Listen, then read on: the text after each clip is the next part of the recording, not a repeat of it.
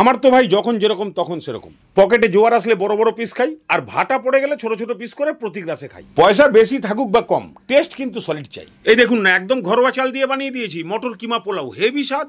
এর সঙ্গে একমাত্র খালি দই শসার রায়তা থাকবে, বাদ বাকি সব বাদ। আইটেমটা চলবে? তাহলে ফার্স্ট এরকম ভাবে বড় ছোট কুচিমুচি করে এরকম ভাবে চিকেন কিমা কাটিয়ে নিয়ে আসুন। এবার একটু বাটাবাটি, একটা গোটা রসুনের কোয়া, 1 ইঞ্চি আদার টুকরো, 500 গ্রাম কিমার জন্য হচ্ছে কিন্তু, ঝাল অনুযায়ী কাঁচা লঙ্কা দিয়ে দিন, আর একদম অল্প করে একটু পেঁয়াজ, পুরোটাকে বেটে ফেলুন, ঢেলে দিন পুরোটা কিমার মধ্যে। এবার পরিমাণ মতো নুন, ধনে গুঁড়ো, গোলমরিচের গুঁড়ো, জিরের গুঁড়ো 1 চামচ করে, সামান্য একটু গরম মশলা আর 50 গ্রাম মতো টক দই, ভালো করে এটাকে মাখিয়ে দিন। এরকম ভাবে থাকুক। এবার রিফাইন তেল দিয়ে বেশ খানিকটা পেঁয়াজ কুচি ভালো করে ভেজে নিন। ঠিক এরকম টাইপের অনেকটা বেরেস্তার মতো ভাজা হয়ে গেলে ম্যারিনেট মাংসটা দিয়ে দিন। এই ভাজা পেঁয়াজ দিয়ে 7-8 মিনিট হাই ফ্লেমে ভালো করে কষান। এবার ঢাকনা দিন।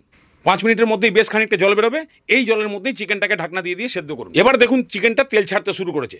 এই সময় দিয়ে দিন খানিকটা গাজর কুচি আর 1 বাটি মটরশুঁটি। 5 মিনিট ভালো করে ফ্রাই করুন। এবার এর মধ্যে আধ ঘন্টা ভিজিয়ে রাখা একদম ঘরোয়া চাল জল ছেঁকে দিয়ে ভালো করে এটাকে মিশিয়ে দিন। এবার বেশ খানিকটা জল আর 200 গ্রাম দুধ দিয়ে জলের লেভেলটা এমন ভাবে রাখুন যেন চাল থেকে 1 ইঞ্চি উপরে থাকে। ভালো করে একবার মিক্স করে দিয়ে জলের মধ্যে নুনের পরিমাণটা ভালো করে দেখে নিন। সেই বুঝে নুন আর 1 চামচ গরম মশলা দিয়ে ভালো করে একবার মিশিয়ে দিয়ে ঢাকনা দিয়ে ফোটান।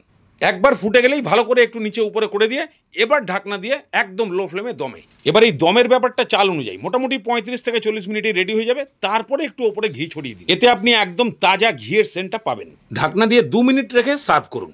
এবার ডানা তরকা চালু করুন, দেখবেন হেভি হেভি লাগবে। আরে প্রতি গ্রাসেই তো চিকেন থাকবে, তাহলে পকেটে ভাটা পড়লে এরকম একটা টেস্টি রেসিপি কিন্তু রেখে দিতে হবে কাছে। আরে দুপুরে পেট ভরে খেয়ে আবার রাত্রে জিজ্ঞাসা করবে কি গো ওই কিমা পোলাওটা আছে।